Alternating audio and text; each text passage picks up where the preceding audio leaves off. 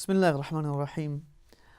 One of the things that I found very powerful and inspirational personally for myself while studying Surah Fatiha was how Allah subhanahu wa ta'ala chose to introduce Himself in the Quran.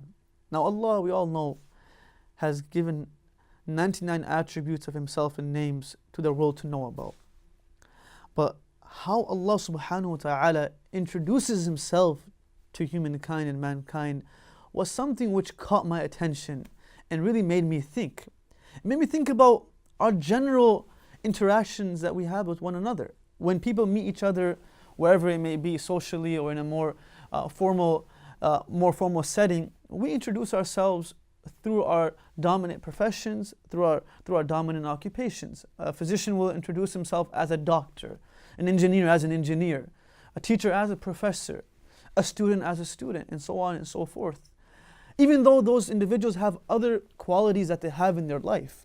A doctor and physician may have other qualities and attributes that he's wearing many caps at one time, but the dominant profession that he is using in that occupation that he chooses to introduce himself is a doctor or a physician.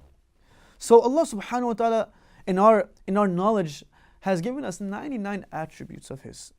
But the one quality and the one attribute that Allah chose to introduce Himself to the world.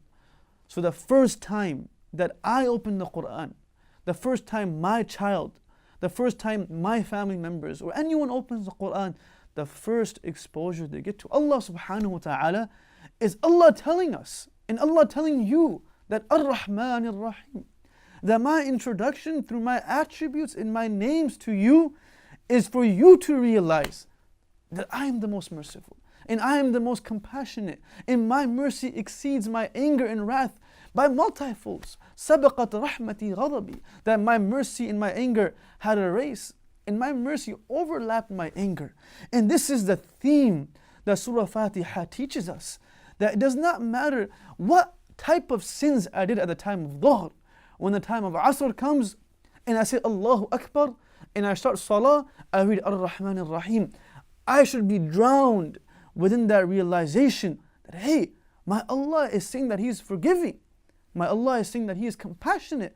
The sins that I did between Dhuhr and Asr can be forgiven by Allah. And they will be forgiven by Allah if I am sincere in my repentance. And when a child opens the Quran, and even when a new year starts, in the last year I have done so many sins, and I haven't opened the Quran for an entire year.